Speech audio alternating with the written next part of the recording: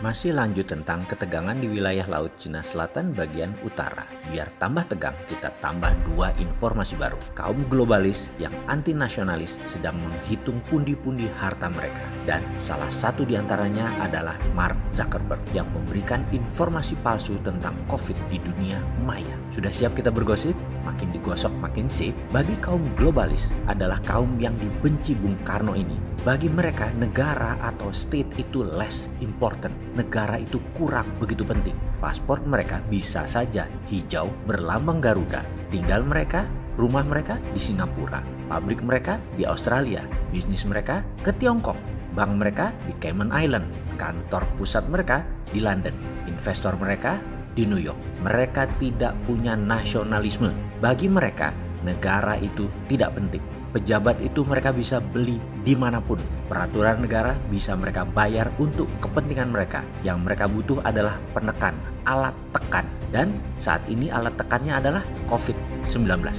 Fakta data dari Goldman Sachs terbaru menyatakan bahwa akhir 2022 corona tidak bisa hilang dari muka bumi. Dan hampir di setiap negara hal itu masih menjadi pandemi. Dunia bisa menjadi depresi. Ini kode keras bung. Goldman Sachs adalah bagian dari The Have, bagian dari Bilderberg.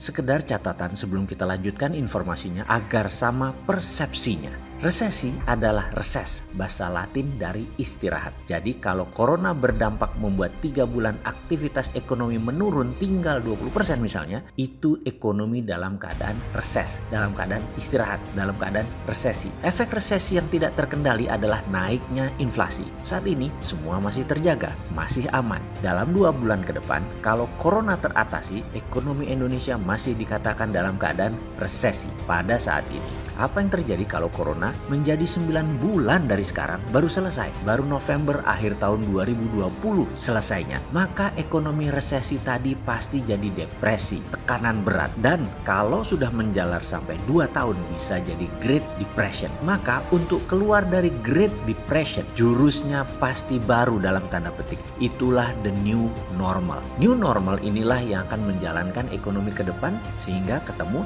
resesi lagi, depresi lagi, dan begitu seterusnya, dan masa itu biasanya 100 tahun lagi setelah new normal tercipta. New normal hadir karena decoupling, keterlepasan dari masa lalu dan harus lepas. Maka itu berkali-kali saya tanyakan kepada sahabat, saat ini nih resesi atau decoupling? Jawab itu. Kaum optimistik non realistik inginnya corona ini efeknya hanya resesi, setelah itu main lagi, normal yang lama karena mereka sudah tahu bagaimana memainkannya. Kaum globalis nggak peduli mau resesi, mau hyperinflasi, mau Great Depression, mereka siap. Mereka punya skenario the new normal dalam keadaan apapun. Hanya new normal mereka kalau pakai decoupling, pakai Great Depression, mereka bisa pegang kendali dan lebih mudah mereka megang kendalinya, dan sekali lagi lebih cepat mereka ingin lakukan untuk mengendalikan ini semua. Walaupun casualties korban corona bisa sampai 30 juta manusia di dunia ini, mereka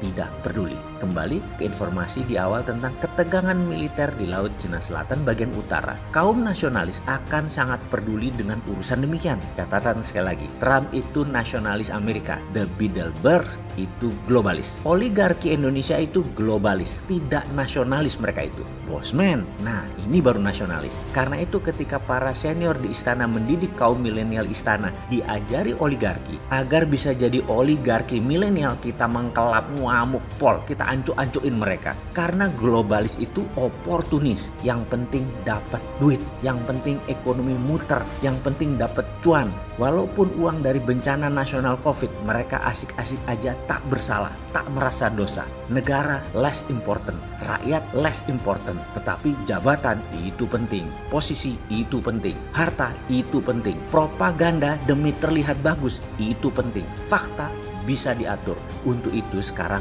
kita bertanya, karena kita semua tahu fakta itu ada 3. Fakta dari sisi kamu, fakta dari sisi saya, dan fakta dari sisi kebenaran. Sekarang pertanyaannya, fakta mana yang kalian tampakkan?